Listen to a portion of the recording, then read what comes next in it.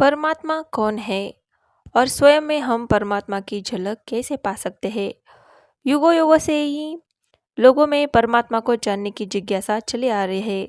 हमारे धार्मिक ग्रंथों में वर्णित मिलता है कि यह संसार एक जीवन और मृत्यु का चक्र है, जिसमें जीवात्मा जूझती है। पुण्य कर्म के फलस्वरूप जीवात्मा सुखदायक योनि में जन्म लेती है और पाप कर्म करने पर नरक के कष्ट और यातना भोगती है या कष्टदायक योनि में जन्म लेते हैं।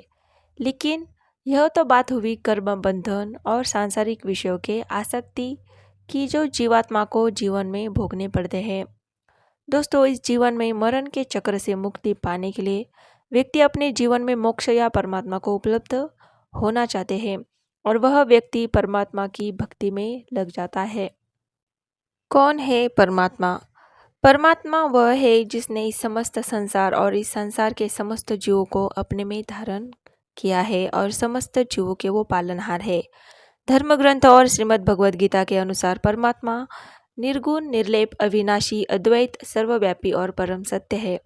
परमात्मा हमारे मन बुद्धि से भी परे है। दोस्तों, जीवात्मा, आत्मा और परमात्मा में क्या अंतर है? परमात्मा सृष्टि के कण कण में तथा क्षण क्षण विराजमान है। संपूर्ण सृष्टि में गतिशीलता है और यह परमात्मा के कारण ही है। संपूर्ण जगत परमात्मा के अनुसार वर्तन करता है। यह परमात्मा के माया शक्ति से उत्पन्न होता है, गतिशील रहता है तथा लय को प्राप्त हो जाता है। परमात्मा समस्त कार्यों का करता है। संसार में जो कुछ होता है वह परमात्मा के कारण ही है, किंतु इसके अलावा भी परमात्मा अकर्ता ही है। परमात्मा अपने अनुसार सभी कार्यों को करता नहीं है, बल्कि यह सभी समस्त कार्य माया के कारण परमात्मा के अनुसार संपन्न होते हैं। भौतिक संसार माया के अधीन है, किंतु परमात्मा माया के अधीन नहीं। परमात्मा भौतिक संसार माया के परे है। माया परमात्मा पर शासन नहीं कर सकती। इसका सृजन ही परमात्मा के कारण है। माया परमात्मा के अधीन है।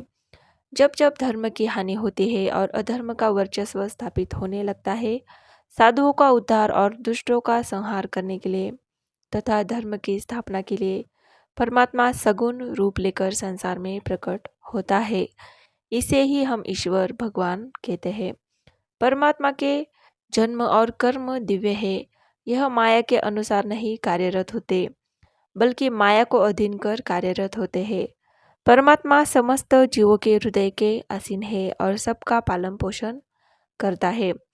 परमात्मा के ये शरीर असत नाशवान है, किंतु परमात्मा शाश्वत है। जीवों की तरह परमात्मा जन्म और मृत्यु के चक्र में नहीं होता है। जीवात्मा संसार में जन्म लेता है, लेकिन परमात्मा परम सत्य है। जीवात्मा समस्त संसार का भोक्ता मानना कर्म के अभाव, आसक्तियाँ और अहंकार के कारण जन्म प्राप्त करती है।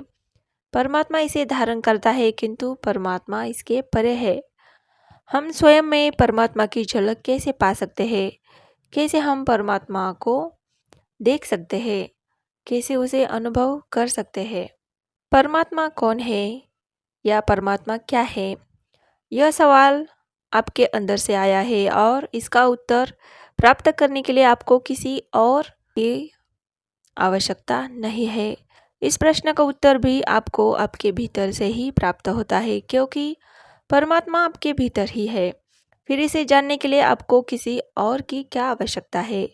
अगर आपके मन में यूं ही परमात्मा को जानने की जिज्ञासा हुई और आपको पता चला कि परमात्मा को आप स्वयं के द्वारा ही जान सकते हैं और आप लग गए परमात्मा तक पहुंचने में, तो यह संभवतः कठिन हो सकता है।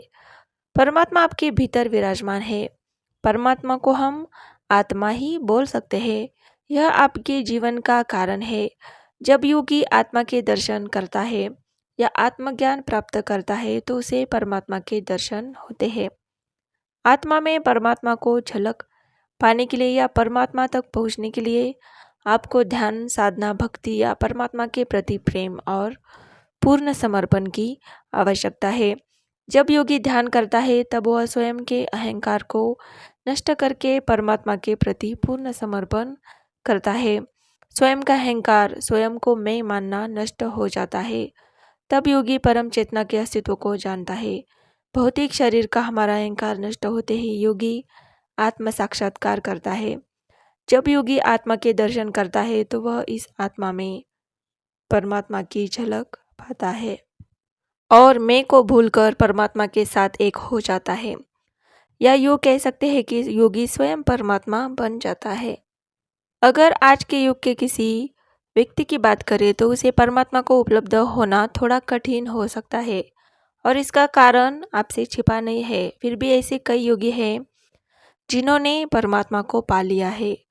जब योगी ध्यान अवस्था में होता है, कोई मंत्र जाप करता है, तब वह एकाग्र होकर अपने मन और मस्तिष्क के विचारों से पूर्ण रूप से मुक्त हो जाता है और स्वयं को इस भौतिक संसार से भी मोह, कर्म, रिश्ते, नातों, अपने मन, बुद्धि और इंद्रियों से परे परम चेतना के रूप में जानता है और चेतना में ही स्थित हो जाता है। ध्यान की इस उच्चतम अवस्था को चैतन्य समाधि कहा जाता है। परमात्मा आपसे ज़्यादा दूर नहीं है, बल्कि यह आपके इतना पास है कि जितना इस संसार में कोई भी आपके पास नहीं हो सकता। बस देरी है तो परमात्मा को उपलब्ध होने की, या यूँ कह ले परमात्मा में एक हो जाने की।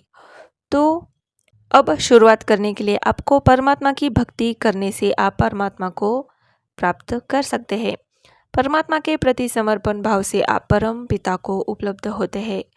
आपने ऐसे कई लोगों को देखा होगा जो भगवान की भक्ति, पूजा, जाप करते हैं, लेकिन यह लोग ईश्वर से कामना रखते हैं जिसे उन्हें ईश्वर द्वारा जीवन में सभी सुख प्राप्त करने हैं। लेकिन क्या यह भक्ति सच में भक्ति है? नहीं, यह स्वार्थ है। अगर कोई स्वयं के लिए किसी से कामना रखता है तो वो इस परम चेतना को कैसे पा सकता है? भक्ति प्रेम और समर्पण से ही की जाती है, जिससे भक्त परमात्मा को उपलब्ध होता है। जब भक्त को अपने भगवान की भक्ति में ही परम सुख मिले, तब समझ लेना भक्त को परमात्मा को पाना ज़्यादा दूर नहीं है, क्योंकि भक्त भीतर का यह प्रेम और भक्ति ही परमात्मा है। कोई एक नाम तो केवल मनुष्य और जीवों का हो सकता है, लेकिन परमात्मा तो अनादि अनंत काल से है और समस्त सृष्टि की रचना का कारण है। तो ये है परमात्मा। तो दोस्तों, आपको ये वीडियो कैसा लगा कमेंट करके ज़रूर बताएं।